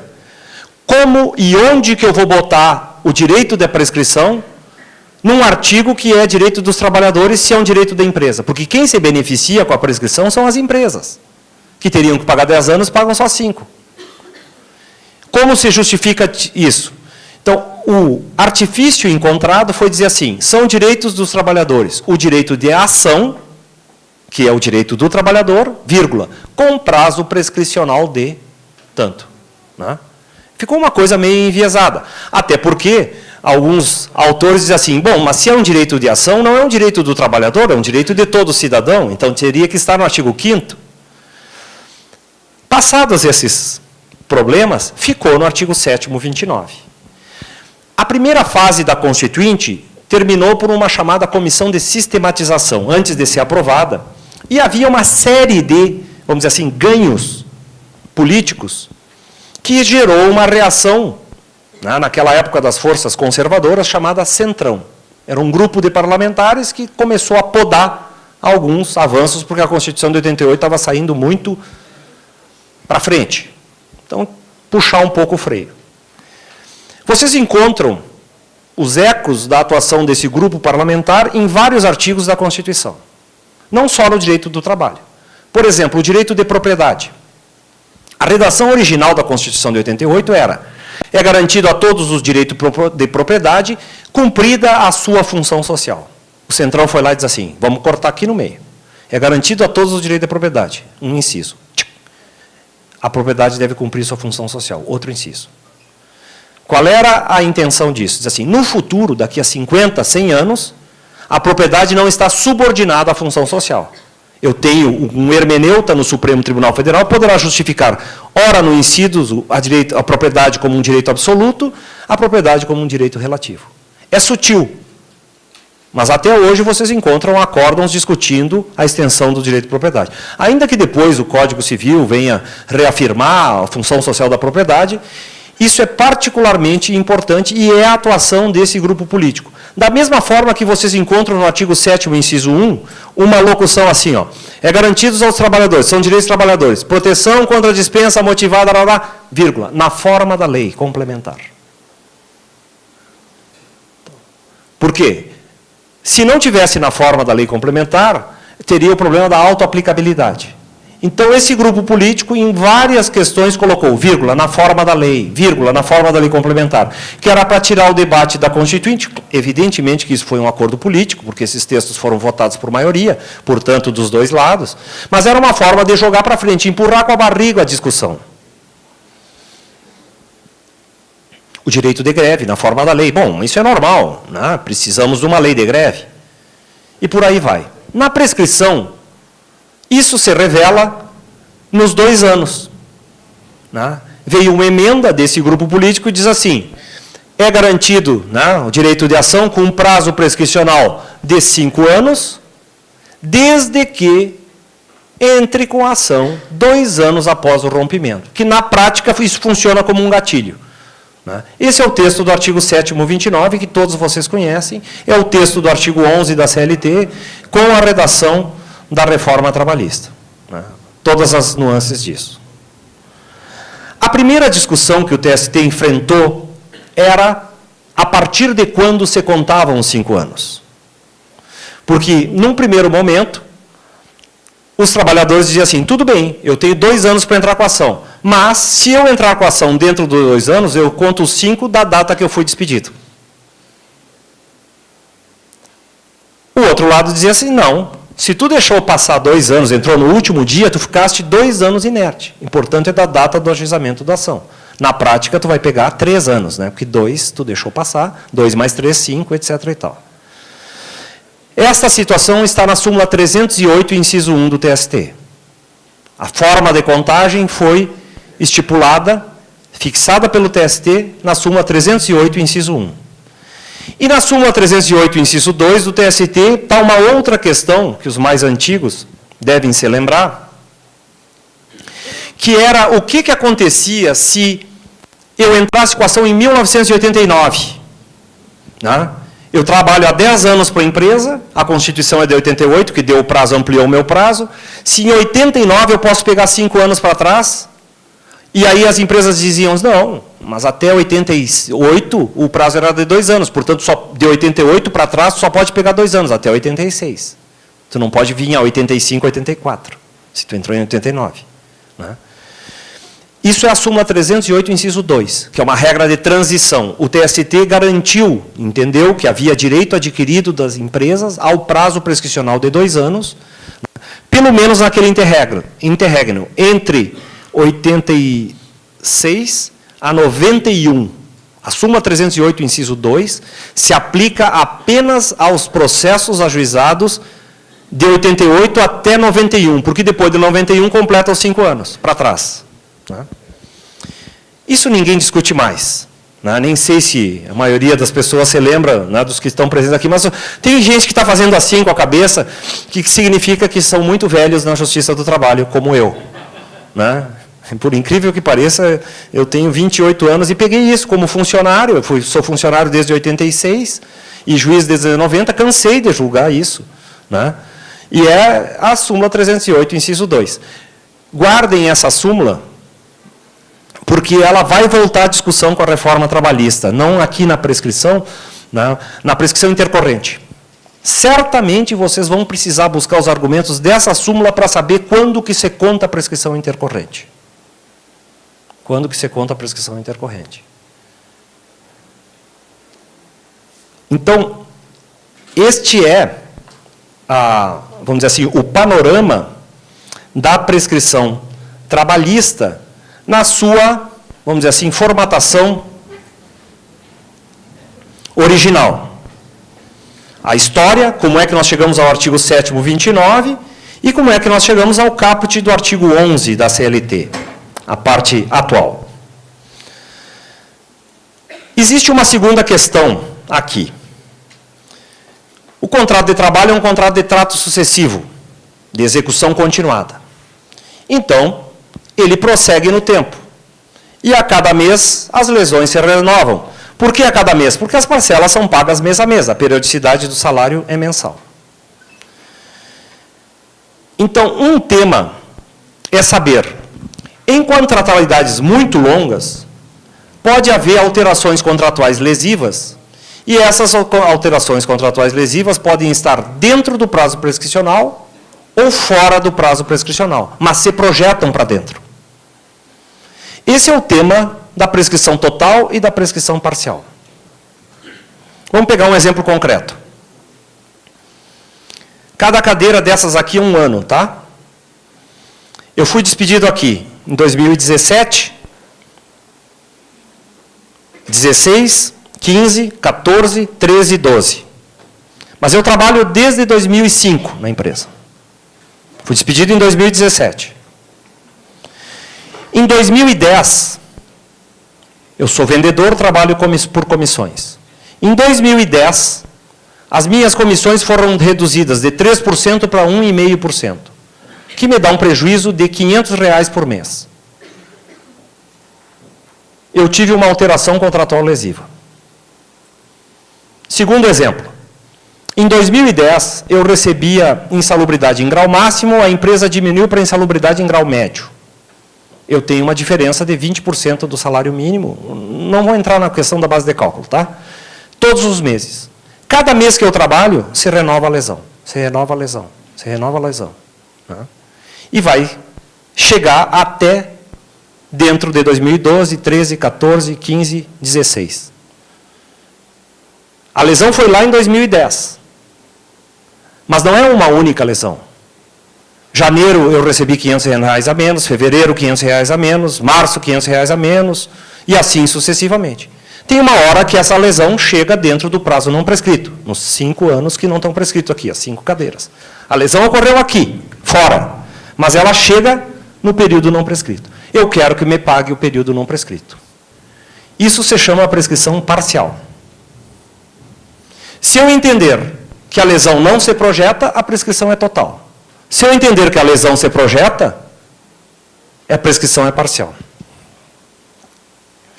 Esse tema é tão complexo que ele foi objeto de 3 súmulas do TST, uma revogando a outra. 168, 198 e 294.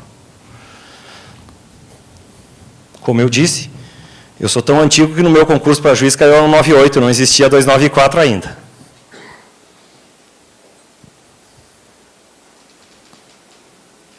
Vamos estudá-las.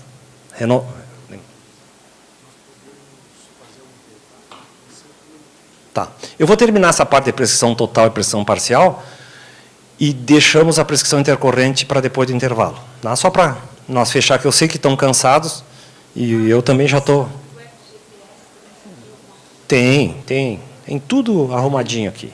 Súmula 362. E a decisão do Supremo.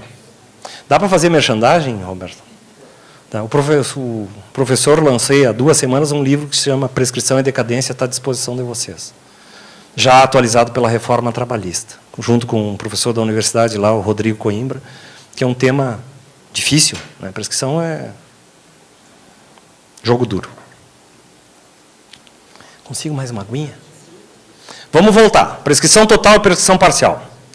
que dizia a súmula 168 do TST, a primeira? Tá. Vamos nos situar. Havia uma discussão, pessoal, teórica sobre isso. De um lado, Délio Maranhão, do outro lado, Orlando Gomes. Na raiz disso, estava a seguinte questão. A lesão desse contrato decorre de uma cláusula contratual ou a lesão decorre de uma cláusula legal? Porque o direito do trabalho está cheio de cláusulas legais. A insalubridade, por isso que eu dei de propósito 2 exemplos diferentes. Um é comissões, que não está na lei, não é obrigatório pagar, só existe porque eu pactuei, e insalubridade está na lei, é obrigatório pagar, independentemente da vontade do empregador. Não decorre de pactuação. Ninguém bota no contrato, estamos contratando adicional de insalubridade. Não precisa. Estamos contratando férias. Não precisa. São direitos. Estamos contratando horas extras. Não precisa. Mas comissão, sim. Prêmio, sim. Porque não é obrigatório pagar em lei. Diárias não é obrigatório pagar em lei. Então, Délio Maranhão dizia o seguinte, pouco importa se a lesão ocorreu lá em 2010, estou adaptando os prazos, tá? Decorre de uma alteração contratual ou legal. Porque o artigo 468 diz que as alterações contratuais no direito do trabalho, embora sejam contratos, são nulas e não anuláveis. Tá? Que é a distinção do direito civil entre ato nulo e ato anulável. E a doutrina tradicional diz assim, a prescrição dos atos nulos em se tratando de prestação continuada, é sempre parcial. Os anuláveis exigem que a pessoa entre, se manifeste, quebre a paz do outro, entre na justiça contra o outro, e, portanto, seria total. Pontes de Miranda dá o exemplo com as sociedades, que é um contrato de execução continuada, né? Se eu discuto a nulidade, por exemplo, uma ação de dissolução de sociedade, por um vício previsto na lei, por exemplo, divisão de lucros e dividendos, né? Está previsto em lei que as partes têm que dividir lucros e lucros, né? Perdas e danos. Agora, pro labore não está na lei, não é obrigatório constar no contrato social, a divisão de lucros. Então, questões envolvendo divisão de lucros decorrem da lei, portanto, os atos que não obedecessem isso seriam nulos e a prescrição seria sempre parcial. Ações envolvendo pagamento de pro labore decorrem do contrato. Se a parte não se manifestou, a prescrição é total. Esse é o exemplo que o Pontes de Miranda está lá no volume 4 do Tratado de Direito Privado, que ele dá em sobre prestação continuada, diferenciando prescrição total de prescrição parcial. Não. Então, só que o Délio Maranhão diz assim, isso não vale para o direito do trabalho, porque no direito do trabalho, todas as alterações contratuais decorram da lei, decorram do ajuste entre as partes, são nulas e não anuláveis. Essa é a posição da súmula 168, que dizia, no pagamento de prestações sucessivas no direito do trabalho, a prescrição é sempre parcial. Ponto. Esse é o, né, se vocês conferirem aí a redação da súmula 168. Nos anos 90, aí conectando com a primeira parte, surgiu um seguinte problema. Eu não sei se vocês já fizeram as contas, mas tu aumentar de 2 para 5 anos, tu aumenta em 150% o potencial de uma reclamatória trabalhista. Para as prestações periódicas. Né? Se fosse 4 anos é 100%, mais um ano 150%. Uma ação que daria 50 mil passa a dar, quanto? 100, 150. E começa a chegar no TST, nos anos 90, o reflexo da prescrição quinquenal. As ações começam a se tornar monstruosas. Monstruosas por parâmetro da época, porque antes tu trabalhava 20 anos, só podia pegar os últimos 2. Agora tu pode pegar os últimos 5, que é 150% a mais. E surge uma reação que vai aparecer na súmula 198. Na súmula 198, o TST cria uma categoria jurídica que não existia até então na doutrina, que é o ato único. Ele diz assim, repete a mesma redação da súmula 168 e diz assim, No direito do trabalho, nas prestações sucessivas, a prescrição é sempre parcial, salvo se decorrer de ato único do empregador. Não diz se é nulo ou anulável, diz ato único. Ora, num contexto de trabalho subordinado, quantas alterações contratuais decorrem de ato único do empregador? Todas. O empregador diz assim, olha, vou cortar o teu salário, vou te suprimir as horas extras, vou suprimir não sei o quê. Né? O empregado diz assim, tem duas opções, aceito ou refletir sobre isso na fila do seguro-desemprego. Né? São as opções que ele tem. E ele não vai entrar com a ação no curso do contrato, porque se ele entrar com a ação no curso do contrato para pedir a diferença salarial que foi suprimida, ele também vai refletir sobre isso na fila do seguro-desemprego. Então, a súmula 198, na prática, ela fez um giro. Né? Ela está dizendo assim, todas as alterações que ocorreram aqui, né, por exemplo, a supressão da insalubridade, a supressão das comissões, se tu não entrou, só tem sentido todos esses exemplos se nós falarmos de relações de emprego com mais de 5 anos. Né? 6 anos atrás te suprimiram a insalubridade, tu diz assim, mas eu continuo trabalhando sob condições insalubres. Ah, mas quem suprimiu foi ato único do empregador, tu não entrou na justiça, morreu teu direito. Isso era a súmula 198. O próprio TST se deu conta disso e voltou atrás. E, entre a posição radical da súmula 168, que nada prescrevia, e a da 198, que na prática tudo prescrevia, porque a exceção era tão grande que suplantava a regra, o TST ficou no meio do caminho, voltou à antiga posição do Orlando Gomes. Ele diz assim, se esse ato aqui tem natureza contratual e, portanto, ele é anulável, se tu não entrou na justiça, a prescrição é total. Mas se esse ato de supressão, a tua lesão, decorre de lei, e tu não entrou na justiça, se projeta, portanto, o ato é nulo, a prescrição é sempre parcial. Isso é a súmula 294. E isso é o que consta no parágrafo 2º do artigo 11 da CLT. A reforma trabalhista legificou a súmula 294. Tem alguns autores que interpretam, né, que tem algumas diferenças, mas na prática, né, a reforma trabalhista traz a súmula 294. Atenção, se nós olharmos a jurisprudência dos tribunais, em comparação com o TST, vocês vão ver que ainda há muita discussão sobre isso. Normalmente a gente encontra esses problemas na execução. O nosso Tribunal do Rio Grande do Sul, por exemplo, interpreta que várias questões que decorrem de lei, né, a prescrição é parcial e o TST entende que elas decorrem do contrato. Né? O TST, por exemplo, aplica a súmula 291 para as horas extras. Né? Nós entendemos que as horas extras, como decorrem de lei, a prescrição é sempre parcial. Se vocês olharem os acórdãos do TST, ele reforma os acórdãos do TRT do Rio Grande do Sul. Né? O TST entende que seria a prescrição parcial apenas para direitos previstos em lei ou normas coletivas. Na verdade, a súmula 294 foi pensada para salvar os reajustes salariais na época da hiperinflação, que eram por lei ou por normas coletivas. A importância prática dela é salvar os reajustes salariais previstos em normas coletivas que ele interpreta mesmo em hierarquia de lei, sempre prescrição total. E tem várias derivadas disso aí. Vocês vão encontrar entre as súmulas do TST, por exemplo, para complementação de aposentadoria, súmula 326, 327, que é o mesmo tema.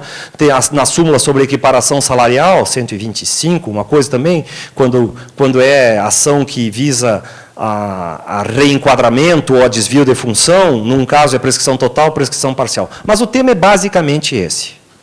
Né?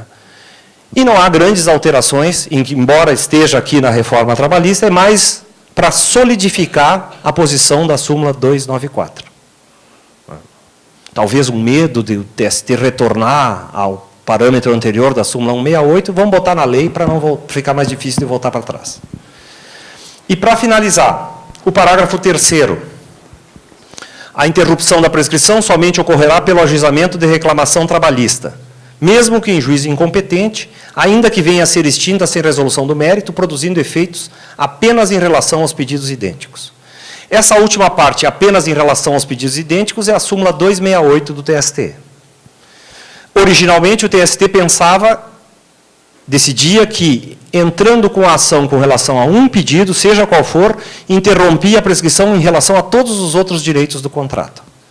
Lá por 2003, 2005, o TST mudou a sua posição e disse que a interrupção da prescrição é só com relação aos pedidos idênticos. Então, se eu entrei com insalubridade e horas extras e não entrei com equiparação salarial, a equiparação salarial segue correndo o prazo prescricional.